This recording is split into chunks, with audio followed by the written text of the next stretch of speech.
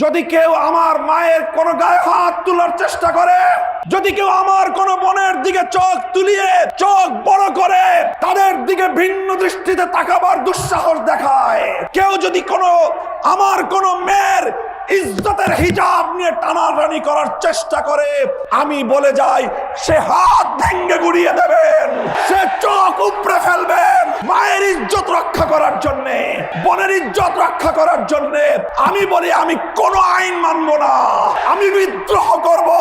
গোটা বাংলাদেশে আগুন জ্বলবে, আগুন। খবরদার, হুঁশিয়ার করে দেই, যদি নারী সমাজের গায়ে হাত তোলা হয়, তাদেরকে যদি অসম্মান করা হয়, যে আগুন জ্বলবে সে আগুন নিভানোর ক্ষমতা কারো হবে না। আসসালামু আলাইকুম ওয়া রাহমাতুল্লাহ। আলহামদুলিল্লাহি রাব্বিল আলামিন ওয়াসসালাতু ওয়াসসালামু আলা সাইয়্যিদিল আমবিয়া'i ওয়াল মুরসালিন ওয়া আলা আলিহি ওয়া আসহাবিহি ওয়া মান তাবি'আহুম আজমাইন। আউযু বিল্লাহি মিনাশ শাইতানির রাজীম। বিসমিল্লাহির রহমানির রহিম। ولا تهنوا ولا تحزنوا وأنتم الأعلون إن كنتم مؤمنين। 11 দলীয় নির্বাচনী ঐক্যের পক্ষ থেকে বাংলাদেশ জামাতে ইসলামীর সম্মানিত নায়েবে আমির, বাংলাদেশের ইসলামী আন্দোলনের অন্যতম পুরোধা ব্যক্তিত্ব, বাংলাদেশের জাতীয় রাজনীতির একজন পোড় খাওয়া সৈনিক, সেনাপতি জনাব সৈয়দ ডক্টর আব্দুল্লাহ মোহাম্মদ তাহেরের নির্বাচনী এই জনসভায় উপস্থিত সংগ্রামী সভাপতি, উপস্থিত আজকের এই জনসভার প্রধান অতিথি আমির জামাত ডক্টর শফিকুর রহমান, উপস্থিত রয়েছেন 11 দলের অন্যান্য জাতীয় কেন্দ্রীয় নেতৃবৃন্দ, সংগ্রামী এলাকাবাসী। আজ 24 জুলাই পরবর্তী বাংলাদেশে গণমানুষের চোখে মুখে যে এক নতুন অভিব্যক্তি, নতুন যে প্রত্যাশা আমরা দেখে আসছি, আগামী 12ই ফেব্রুয়ারি অনুষ্ঠিতব্য ত্রয়োদশ জাতীয় সংসদ নির্বাচন এবং ঐতিহাসিক গণভোটের মধ্য দিয়ে এদেশের মানুষ নতুন বাংলাদেশ বিনির্মাণের জন্য মুখিয়ে আছে। বাংলাদেশের প্রান্তে প্রান্তে ঘুরে ঘুরে আমি দেখেছি 11 দলীয় এই নির্বাচনী ঐক্যের পক্ষে বাংলাদেশে এক ঐতিহাসিক গণজোয়ার সৃষ্টি হয়েছে। মানুষ পরিবর্তন চায়। 71-এর যে মহান মুক্তিযুদ্ধ সংগঠিত হয়েছিল, জালিমের বিরুদ্ধে মজলুমের লড়াই, যেখানে মানুষের ইচ্ছা আর অভিপ্রায় ছিল বাংলার মানুষের ভাগ্যের পরিবর্তন হবে, বাংলার মানুষ তাদের অধিকার ফিরে পাবে, বাংলাদেশে বৈষম্যহীন এক সমাজ গড়ে উঠবে, বাংলাদেশের মানুষ আধিপত্যবাদী ব্রিটিশ বেনিয়া এবং পশ্চিম পাকিস্তানি খান পাঠানদের 200 বছরের বৈষম্য, জুলুম এবং লাঞ্ছনার বিরুদ্ধে মুক্তিযুদ্ধের মধ্য দিয়ে দেশকে স্বাধীন করার পর তারা আশা করেছিল এ দেশীয় শাসকরা মানুষকে তাদের সম্মান, মর্যাদার অধিকারটুকু দিবে। কিন্তু দুর্ভাগ্যজনকভাবে 71-এর মুক্তিযুদ্ধের পরবর্তী 72 থেকে 24 সাল পর্যন্ত বাংলাদেশের কায়েমি স্বার্থবাদী রাজনৈতিক গোষ্ঠীগুলো শাসনের নামে শোষণ করেছে মানুষের উপর। তারা তাদের জমিদারি প্রভাব বিস্তার করার চেষ্টা করেছে। তারা বাংলার মানুষের অধিকার খর্ব করে, ক্ষুণ্ণ করে বাংলাদেশে গুন্ডামি আর সন্ত্রাসের রাজনীতি বাস্তবায়ন করেছে। তাই বাংলার মানুষ আবার 2024 সালে জেগে উঠল। 24 সালে জেগে উঠল প্রতিটি শিক্ষাঙ্গন থেকে ছাত্র জনতা, স্কুল থেকে আমার ছেলেরা বেরিয়ে আসলো, কলেজ থেকে আমার সন্তানরা বেরিয়ে আসলো। বিশ্ববিদ্যালয়গুলো থেকে আমাদের ছেলেমেয়েরা বের হয়ে আসলো, আলিয়া মাদ্রাসা, কওমি মাদ্রাসা, সব ভেদাভেদ ভুলে গিয়ে রাজপথে তারা জড়ো হলো। আমার তরুণ ছাত্র জনতা তিতুমিরের লাঠিয়াল হয়ে বাংলার রাজপথে আবার তারা জমিদারি প্রথার বিরুদ্ধে, রাজাগিরি বাবুগিরির বিরুদ্ধে তারা বিদ্রোহ ঘোষণা করলো।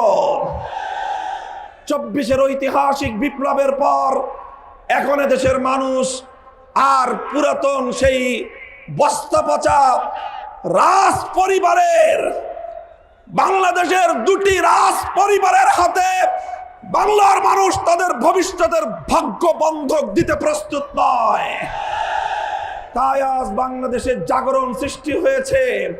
শুধু জাগরণ নয়, এক মহা জাগরণ তৈরি হয়েছে।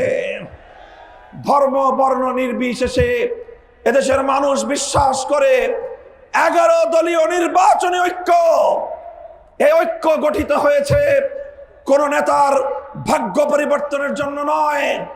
এই ঐক্য গঠিত হয়েছে কোন দলকে ক্ষমতায় নেওয়ার জন্য নয়। এই ঐক্য গঠিত হয়েছে কোন জোটের স্বার্থ সিদ্ধির জন্য নয়। 11 দলীয় নির্বাচনী ঐক্য গঠিত হয়েছে বাংলার 18 কোটি মানুষের কাছে তাদের অধিকার বুঝিয়ে দেওয়ার জন্য। তাই আজ এই গণজোয়ার, এটা দেখে অনেকের মাথা খারাপ হয়ে গিয়েছে। এখন তারা পাগলের মতো প্রলাপ বকতে আরম্ভ করেছে। কি করবে তারা দ্বিধাহীন, তারা দ্বিধাদ্বন্দ্বে ভুগছে। কখনো তারা প্রকাশ্যে বলে গণভোটে হা ব্যালটে ভোট দেওয়ার জন্য, আবার তলে তলে বলে না ব্যালটে ভোট দেওয়ার জন্য। 14 গ্রামের মানুষের কাছে আমি প্রশ্ন করতে চাই, কেউ প্রকাশ্যে এক কথা বলে, তলে তলে আরেক কাজ করে, সেই জাতীয় মানুষকে আপনাদের দেশে কি বলে? জোরে বলেন, কি বলে? 24-এর বিপ্লব পরবর্তী বাংলার মাটিতে দাঁড়িয়ে বলতে চাই, আর কোন মুনাফিক গোষ্ঠী বাংলাদেশ শাসন করতে পারবে না। বাংলার মানুষ সেটা মেনে নেবে না। এরপরে শুরু করলো আরেক ভয়ঙ্কর সন্ত্রাসী কার্যকলাপ। তারা ভীত সন্ত্রস্ত হয়ে, তারা গণজাগরণে নিজেদের নিশ্চিত পরাজয় দেখতে পেয়ে ইতিহাসের ঘৃণ্যতম বর্বর এক পন্থা অবলম্বন শুরু করলো। আমার মায়েরা, আমার বোনেরা, আমার মেয়েরা, তারা জনগণের পক্ষে নির্বাচনের ক্যাম্পেইন করার জন্য, নির্বাচনের দাওয়াতি কার্যক্রমে মানুষের দুয়ারে দুয়ারে যাচ্ছে। এখন তারা বীরু কাপুরুষের মতো আমাদের নারী সমাজের গায়ে হাত তুলবার মতো দুঃসাহসিকতা এবং ঘৃণ্য কাজ করছে তারা।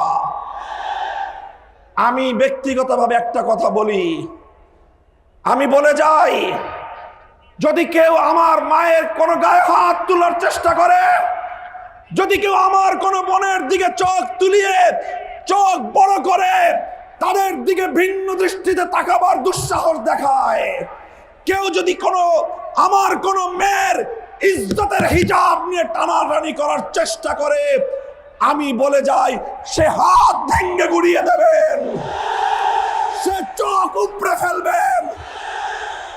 মায়ের ইজ্জত রক্ষা করার জন্যে, বোনের ইজ্জত রক্ষা করার জন্যে আমি বলি, আমি কোনো আইন মানব না, আমি বিদ্রোহ করব। গোটা বাংলাদেশে আগুন জ্বলবে, আগুন। খবরদার, হুঁশিয়ার করে দেই, যদি নারী সমাজের গায়ে হাত তোলা হয়, তাদেরকে যদি অসম্মান করা হয়, যে আগুন জ্বলবে সে আগুন নিভানোর ক্ষমতা কারো হবে না। আপনারা নির্বিঘ্নে নির্বাচনী প্রচারণা কার্যক্রম পরিচালনা করবেন ইনশাআল্লাহ। 14 গ্রাম থেকে আমাদের জাতীয় নেতা ডক্টর সৈয়দ আব্দুল্লাহ মোহাম্মদ তাহের সাহেব বিপুল ভোটে দাঁড়িপাল্লায় বিজয়ী হবে। তার বিজয় কেউ ঠেকিয়ে রাখতে পারবে না ইনশাআল্লাহ। আপনারা ভোট দিবেন, ভোট দিয়ে ভোট পাহারাদারি করবেন। কেউ যদি ভোট চুরি করতে আসে, সেই চোরদেরকে প্রতিহত করার জন্য প্রস্তুত থাকতে হবে। থাকবেন তো ইনশাআল্লাহ? গণভোটে, ব্যালটে ভোট দিয়ে পরিবর্তনকে চূড়ান্তভাবে নিশ্চিত করতে হবে। মনে রাখবেন, ১৫০০ শহীদ, ৩০,০০০-এর বেশি জুলাই যোদ্ধা যারা পঙ্গুত্ব বরণ করে আজ জুলাই বিপ্লবের সাক্ষী হয়ে বাংলাদেশে তারা ধুকে ধুকে প্রতীক্ষা করছে একটি পরিবর্তনের। যদি আমরা সেই পরিবর্তন আনতে না পারি, জাতি হিসেবে আমরা গাদ্দার জাতি হিসেবে পরিচিত হয়ে যাব। তাই জুলাই যোদ্ধাদের তাদের যুদ্ধের প্রতি সম্মান জানিয়ে ১৫০ সহস্রাধিক মায়ের কোল খালি করা বীর শহীদদের শাহাদাতের প্রতি শ্রদ্ধা জানিয়ে আমি বলতে চাই, গণভোটে হাকে জয়যুক্ত করতে হবে। ১১ দলীয় প্রার্থী যারা যেখানে আছেন, দাড়িপাল্লা, শাপলাকলি, রিকশা, দেয়ালঘড়ি সহ ১১ দলীয় জোটের সকল প্রার্থীর পক্ষে সকল ভেদাভেদের ঊর্ধ্বে উঠে দেশপ্রেম, ইমানের দাবিতে ঐক্যবদ্ধভাবে বাংলাদেশকে জয়যুক্ত করতে হবে। প্রস্তুত থাকবেন তো ইনশাআল্লাহ? আমাদের বিজয় নিশ্চিত ইনশাআল্লাহ। নাসরুম মিনাল্লাহি ওয়া ফাতহুন করিব। আসসালামু আলাইকুম ওয়া রাহমাতুল্লাহ।